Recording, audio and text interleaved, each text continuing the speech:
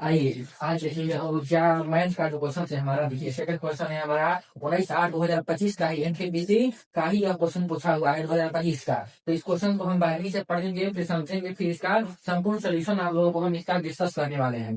सीधी बात में बकवास एकदम एकदम एकदम आसान से इसको सबसे पहले हमारा दो कॉन्सेप्ट होता है। पहला नंबर वन होता है कि क्वेश्चन को पहले पढ़ा जाता है, फिर उसके बाद अगर ऑप्शन से जा रहा है तो ठीक है, ऑप्शन से नहीं जा रहा है तो ट्रिक लगाइए, ट्रिक नहीं लगाया तो मेथड अपनाइए। मेथड लेंदी होता है, देखिए मेथड तो सब बताते हैं लेकिन ट्रिक कोई नहीं बताता है। तो सबसे पहले क्वेश्चन को हम पढ़ते हैं कि एक वस्तु, देखिए क्वेश्चन हमारा दिया है कि एक वस्तु का अंकित मूल्य अर्थात जो मार्क प्राइस 1200 रुपए दिया हुआ है और इस पर 20% और 10% की क्रमिंग छूट दी गई। देखिए यहाँ पर 20% और 10% की दो क्रमिंग छूट दी जाती है, तो अंतिम विक्रय मूल्य कितना है, अंतिम विक्रय मूल्य हमसे पूछ रहा है। देखिए इस क्वेश्चन को हम 4 से 5 तरीकों से बना सकते हैं, लेकिन आपको सबसे आसान तरीका बताते हैं। देखिए सबसे पहले हमारा कह रहा है कि एक वस्तु का अंकित मूल्य अर्थात कि मार्क प्राइस, क्या अंकित मूल्य बोलते हैं mark price, MP. Mark price को हम एम और पी से डिनोट करते हैं। मार्क प्राइस का मान हमारा कितना है, तो 1200 रुपए दिया है मार्क प्राइस, और दो डिस्काउंट दिए हैं। डिस्काउंट वन हमारा दे दिया है कितना प्रतिशत, तो 20%, और डिस्काउंट टू हमारा दे दिया है 10%। और हमसे एस और पी मतलब की सेलिंग प्राइस, मतलब कि विक्रय मूल्य, विक्रय मूल्य हमसे पूछ रहा है क्वेश्चन में हमारा। यह फिलहाल अभी 2025 में ही पूछा हुआ एनटीपीसी का जो एग्जाम हुआ उसी में पूछा हुआ क्वेश्चन है। तो ऐसे क्वेश्चन को देख कर घबराना नहीं है, ट्रिक लगाना है, क्वेश्चन को उड़ाना है, मेथड नहीं अपनाना है। मेथड मतलब नहीं होता है। देखिए कंसेप्ट हम लोग पकड़ेंगे, कंसेप्ट पकड़ लीजिएगा, ट्रिक पकड़ लीजिएगा। सबसे पहले मार्क प्राइस, हमें सेलिंग प्राइस याद करना है, तो दो लाइन में क्वेश्चन हमारा बन गया। हमें सेलिंग प्राइस याद करना है, ठीक बात है। और मार्क प्राइस अर्थात की हमें मार्क प्राइस कितना दिया है 1200, और मार्क प्राइस को पहला छूट 20%। मान लीजिए कोई 100 की वस्तु है, ठीक है, मार्क प्राइस 100 है, इस पर 20% की छूट देगा। इस पर 20% यानी 80 में बेचेगा तभी तो 20% की छूट देगा हमें। 20% की छूट देगा, 80 में बेचेगा, अर्थात की 20% की छूट अर्थात की 20 बटा में 100, ठीक बात है। और सेकेंड डिस्काउंट हमारा कितना है, मान लीजिए कोई वस्तु 100 की है, कोई मार्क किसी वस्तु पर मार्क प्राइस 100 दिया और उसको बेच रहा है 10% के डिस्काउंट पर, तो बेचेगा 90 में, तभी हमें 10% का डिस्काउंट मिलेगा। यहाँ पर 10% का डिस्काउंट, तो देखिए तो कितने में बेचेगा, 90 में, अर्थात की 90 बटा में 100। बस हमारा क्वेश्चन बन गया। वही कैसे बन गया भैया, यहाँ पर टेंशन हमारा ये नहीं किया। तो देखिए कैसे आंसर आता है। दो जीरो से हमारा 2 जीरो कैंसिल हो गया, और यहाँ पर 2 जीरो से ये हमारा कैंसिल हो गया। ये मेथड नंबर 1 है।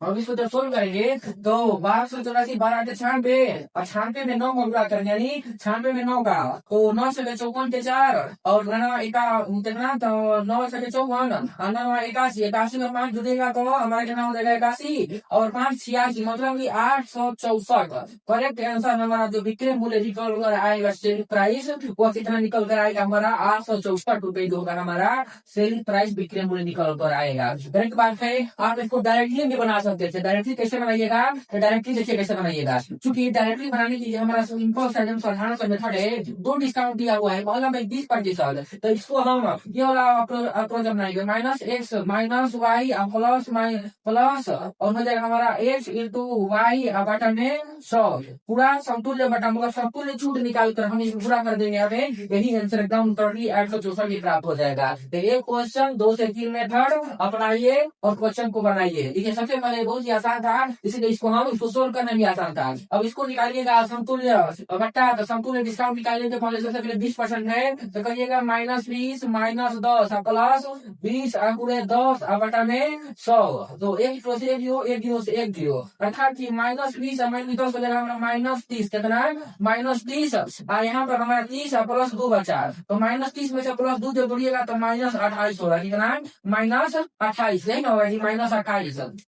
और जब -28 है, अर्थात कितना हमें दिख रहा है, देखिए इस पर भी आंसर हमारा बन जाएगा वैसे, तो -28 हमें लग रहा है, ठीक है। अर्थात की कोई वस्तु 100 रुपए की है, मार्क प्राइस उसका 100 रुपया है, उस पर 28% की छूट, सेलिंग प्राइस 28%, अर्थात की किसी वस्तु पर 28% का छूट, मतलब की 10 में से 8 में 2 और 9 में से 2 गया तो 7, 72 रुपया में बेचिएगा तब इस पर 28% का हमें छूट मिलेगा, यही ना।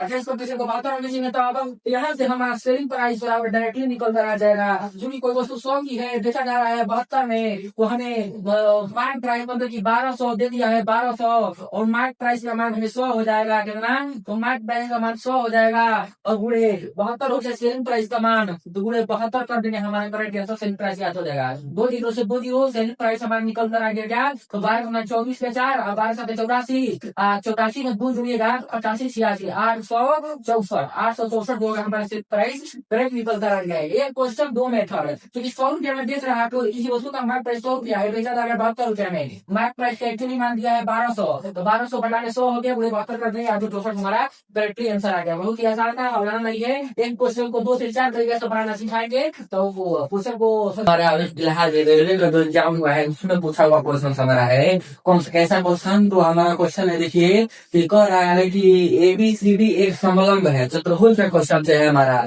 एंटी फिजिक 10+2 अर्थात अर्नल रिपीट टेबल का जो एग्जाम हुआ है 2025 में 19/8/2025 शिफ्ट 2 का यह क्वेश्चन है हमारा। इस क्वेश्चन को आज हम डिस्कस करेंगे और देखेंगे इस क्वेश्चन को हम कैसे बारीकी तरीके से इसको हम बना सकते हैं, अपना मेथड अपनाकर, ट्रिक अपनाकर और कॉन्सेप्ट अपनाकर। तो सबसे पहले क्वेश्चन की तरफ हम लोग पढ़ते हैं, तो क्वेश्चन हमारा कह रहा है कि ABCD एक समलंब है, अर्थात एक समलंब चतुर्भुज का वर्णन कर रहा है यहाँ पर, जिसमें BC पैरेलल AD है और AC बराबर CD, मतलब BC समानांतर है AD के और AC बराबर है CD के, और कोण हमें दे दिए हैं, तो हमें कोण ACD की माप बनाना है। तो सबसे पहले यहाँ पर हम क्या करेंगे, तो सबसे पहले यहाँ पर हम एक समलंब चतुर्भुज बनाएंगे, क्या, तो एक समलंब चतुर्भुज जिसकी 2 भुजाएं में पैरेलल है, AB BC और AD, तो एक समलंब चतुर्भुज बनाते हैं जिसकी 2 भुजाएं पैरेलल है, अर्थात मान लीजिए ये 2 भुजाएं पैरेलल है, यहाँ पर तो समलंब चतुर्भुज हम बना दिए, और यहाँ पर हम एक भुजा ले लेते हैं, ये लेते हैं भुजा A,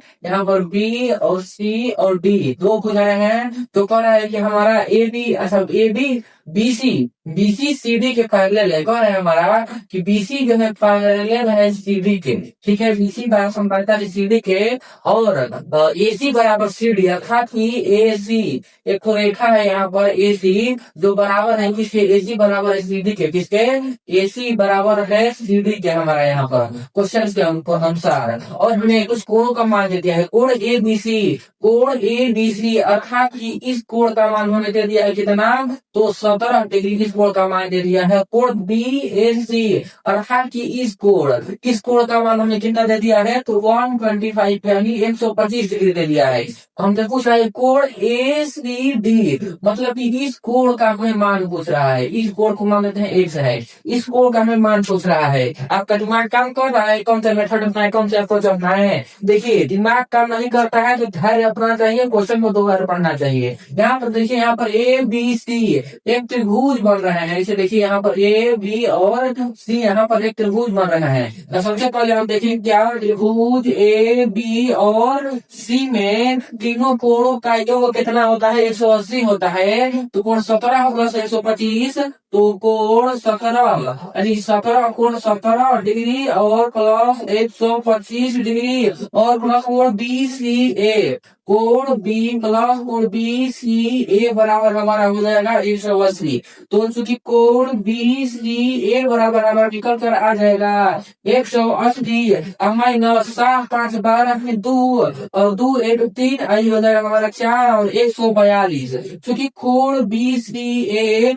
बराबर हमारा 180 में से 42 घटेगा तो 10 में से 2 आ जाएगा 148, कितना, तो 38 डिग्री, अर्थात कि जो ये एंगल हमारा आ गया कितना, तो 38 डिग्री यानी 38 डिग्री। अब करें सभी भैया या इसको निकालना है हमें, तो आप इसको निकाल के हमें केस का वैल्यू याद करना है ना। तो देखिए यहाँ पर हम दिमाग लगाए हैं, क्योंकि ये कोण और ये कोण एकांतर कोण है, क्या है, ये दोनों कोण एकांतर कोण है, अर्थात कि कोण BCA